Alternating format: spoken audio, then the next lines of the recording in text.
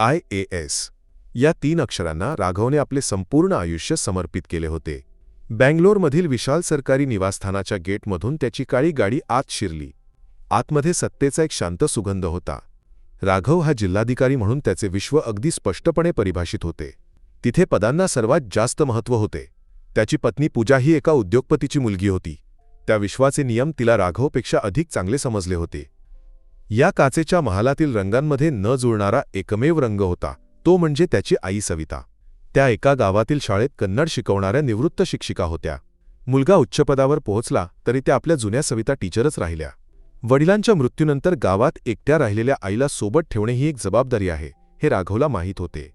पण ती जबाबदारी आता त्याच्या गळ्याला जणू एक ओझे बनत चालली होती. राघव उद्या पार्टीला मंत्री आणि मुख्य सचिव सर्व येणार आहेत. आईला सांगत्या दिवशी त्या खोलीतच राहाव्यात. रात्रीच्या जेवणादरम्यान पूजा म्हणाली. गेल्या आठवड्यात आईने त्याच्या बालपणीच्या गोष्टी मित्रांबरोबर सांगितल्या होत्या त्या आठवल्या. त्या हास्यामागे सहानुभूती मिश्रित उपहास आहे असे राघवला वाटले. पूजाच्या शब्दांनी त्याच्या अभिमानाला स्पर्श केला. त्याच्या यशाचा तेजस्वी प्रकाश कमी करणारा एक काळा ठिपका म्हणून आई बनत चालली आहे. काही विचारसरणी त्याला अस्वस्थ करू लागली. त्या रात्रीची पार्टी राघवच्या आयुष्यातील एक निर्णायक दिवस होता. नवीन टेक्नॉसिटी प्रकल्पाचा मुख्य जबाबदार म्हणून त्याची नियुक्ती झाल्याचा तो उत्सव होता. लॉनवर प्रकाशाने भरले होते, संगीत तरंगत होते. अचानक हॉलमधून एक संभाषण ऐकू आले. सविता टीचर पूजाच्या कडक सूचनांना विसरून खोलीतून बाहेर आल्या होत्या. माझा मुलगा लहानपणी खूप खोडकर होता. नदीत उडी मारायचा आंबे चोरण्यासाठी मी त्याला खूप मारले आहे, त्या निरागसपणे हसत म्हणाल्या. मंत्र्याच्या पत्नीने राघवकडे पाहिलेल्या त्या नजरेत उपहास होता. पूजाचा चेहरा रागाने ताठरला होता हे त्याने पाहिले. पाहुणे गेल्यावर घरात एक वादळ निर्माण झाले. मला हे सहन होत नाही राघव. एकतर त्या या घरात नाही तर मी पूजाने अल्टिमेटम दिला. त्या रात्री राघवला झोप लागली नाही. एका बाजूला आई, दुसऱ्या बाजूला त्याने उभारलेले वैभवाचे विश्व. त्याच्या मनाने ठरवले की पदाला जास्त वजन आहे. पुढच्या आठवड्यात त्याने आईला सांगितले, आई आपण एका ठिकाणी जाऊया. तुला तिथे खूप मित्र मिळतील, उत्तम सोयी असलेले ठिकाण आहे. शहरापासून खूप दूर हिरवळीने नटलेल्या प्रीती निलया वृद्धाश्रमात त्याने आईला सोडले. कागदपत्रांवर सही करताना आणि पैसे भरताना त्याने आईच्या चेहऱ्याकडे पाहिले नाही. निरोप घेताना सविता टीचरने त्याचा हात धरला. मुला तू कधी येशील मला घ्यायला? तो प्रश्न त्याच्या छातीत खंजरासारखा रुतला. पण पूजाचा चेहरा आणि मंत्र्याच्या पत्नीचे हास्य त्याच्या मनात चमकले. तेव्हा तो कठोर बनला. मागे वळून न पाहता तो गाडीकडे चालला. गाडी गेट ओलांडताना आरशातून त्याने पाहिले. प्रीती निलयच्या फलकाखाली एका स्त्रीची आकृती, जणू तिचे सर्वस्व हरवले आहे. घरी परतल्यावर त्याला जणू एक मोठे ओझे उतरल्यासारखे वाटले. त्याच्या काचेच्या महालात आता कोणताही अनावश्यक रंग नव्हता. दिवस आठवड्यांत आणि आठवडे महिन्यांत बदलले. राघवचे विश्व अधिक चमकदार बनले. टेक्नॉसिटी प्रकल्पाचा प्रमुख म्हणून त्याची कीर्ती वाढली. आईच्या आठवणी मनाच्या कोपऱ्यात कधीतरी अपराधीपणाच्या हलक्या जखमेसारख्या उमटायच्या, पण कामाच्या व्यस्ततेने त्याने त्या झाकल्या. त्याचा प्रतिस्पर्धी संदीप अनेकदा त्याला भेटायला यायचा. राघव सावध राहा, या प्रकल्पात अनेक सापळे आहेत. राघवने त्याकडे लक्ष दिले नाही. दरम्यान प्रीती निलयच्या विश्वात सविता टीचर आपल्या एकटेपणाशी झुंजत होत्या. त्यांना कुणी सोडले आहे असे त्या कुणालाही सांगत नव्हत्या. माझ्या मुलाला खूप काम आहे, त्या सर्वांना हसत सांगायच्या. तिथे त्यांना नवे मित्र मिळाले. मेजर नंबर फातिमा बिबीर गुनाज शेणॉय. त्या त्यांना पुस्तके वाचून दाखवायच्या. पण रात्रीच्या शांततेत त्या एकट्या होत्या. जुन्या डायरीच्या पानांवर त्यांनी आपल्या वेदना शब्दबद्ध केल्या. टेक्नॉसिटी प्रकल्पाच्या करारासंबंधी भ्रष्टाचाराचे आरोप वृत्तपत्रांत येऊ लागले. प्रकल्पाच्या प्रमुखावर राघववर संशयाच्या बोटांनी निर्देश केला. एके दिवशी सकाळी सीबीआयने खटला हाती घेतला. तपासाची जबाबदारी विक्रम गौड या कठोर अधिकाऱ्याकडे होती. विक्रमचे नाव ऐकताच राघवच्या छातीत भीतीचा थंडगार झोत आला. सीबीआय पथक बँगलोरला पोहोचले. राघवचे विश्व हळूहळू नष्ट होत होते. तपासाचा भाग म्हणून विक्रमने राघवच्या पार्श्वभूमीचा अभ्यास करण्याचा निर्णय घेतला.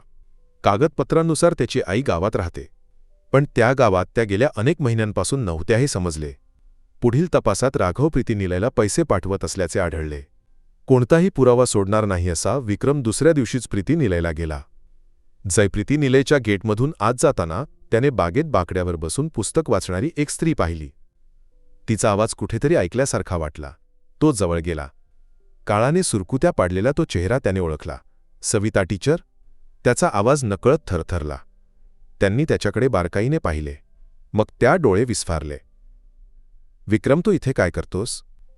त्याचे डोळे भरून आले. गरिबीच्या काळात ज्यांनी त्याला मदत केली शिकवले त्याच्या शिक्षिका. त्या इथे का?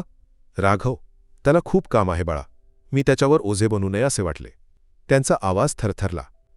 त्या क्षणी त्या आईच्या डोळ्यांतून विक्रमने सर्व काही वाचले.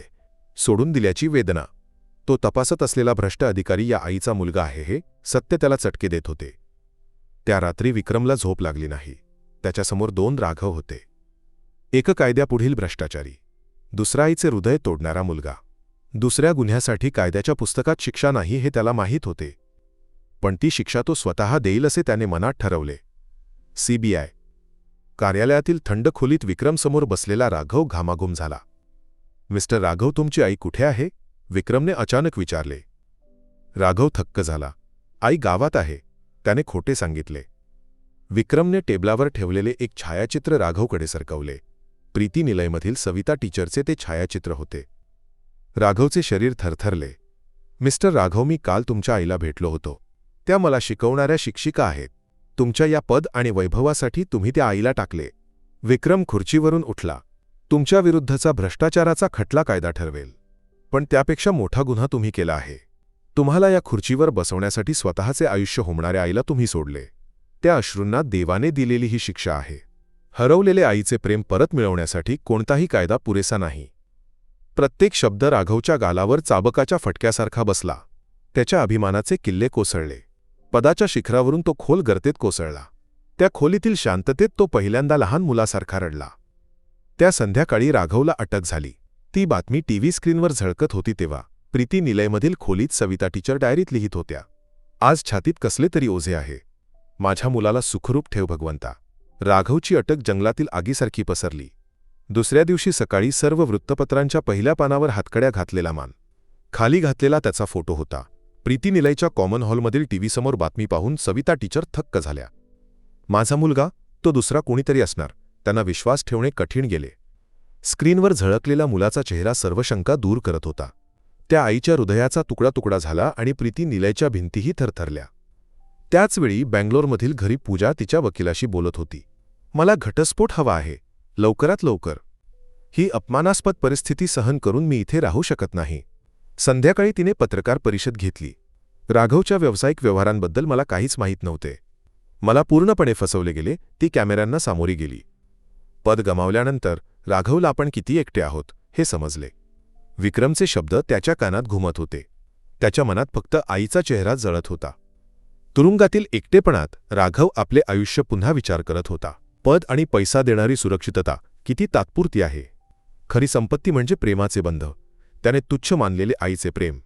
एक तरुण वकील प्रवीण त्याचा खटला हाती घेतला. सर, तुम्हाला फसवले गेले आहे. पहिल्यांदा त्याच्या कोसळलेल्या विश्वात कोणीतरी त्याच्याकडे हात पुढे केला.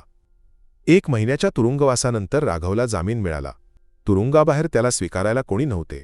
सरकारी निवासस्थानाचे गेट कुलूप बंद होते. पत्नी गेली होती. जायला जागा नव्हती. आठवणीत फक्त एक चेहरा उमटला, आई. तो सामान्य बसने प्रीती निलयकडे निघाला. संध्याकाळी तो प्रीती निलयला पोहोचला.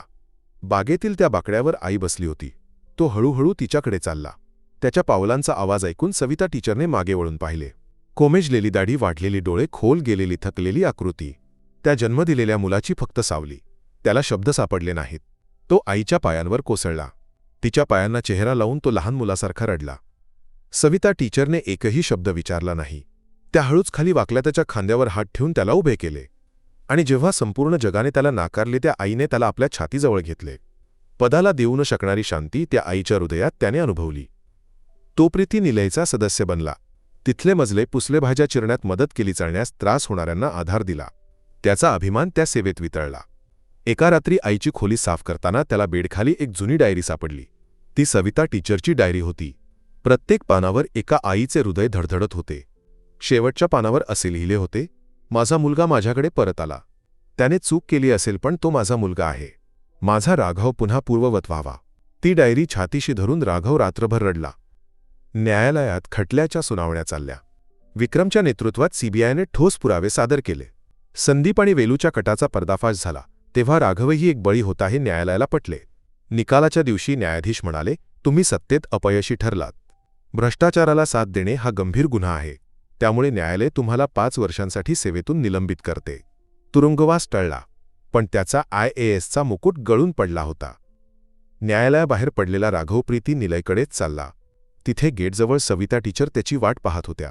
सोबत विक्रमही होता. राघव आईसमोर उभा राहिला. आईमला माफ कर. काही हरकत नाही बाळा, त्या त्याचा हात घट्ट धरून म्हणाल्या. 2 वर्षांनंतर कर्नाटकच्या उत्तरेकडील एका छोट्या गावात सविता टीचरच्या जुन्या वाड्यात राघव मुलांना गणित शिकवत होता. त्याच्या चेहऱ्यावर सत्तेचा गर्व नव्हता, त्याऐवजी शांत हास्य होते. त्याची शिक्षा संपली होती. सेवेत परत येण्याची संधी होती, पण त्याने ती नाकारली. त्याला त्याचे खरे विश्व सापडले होते. वर्ग संपवून बाहेर पडला तेव्हा ओसरीवर खुर्चीत बसलेल्या सविता टीचरने त्याच्याकडे पाहून हसले. त्यांच्या डोळ्यांत अभिमान आणि आनंद होता. दूरवरून एक जीप आली.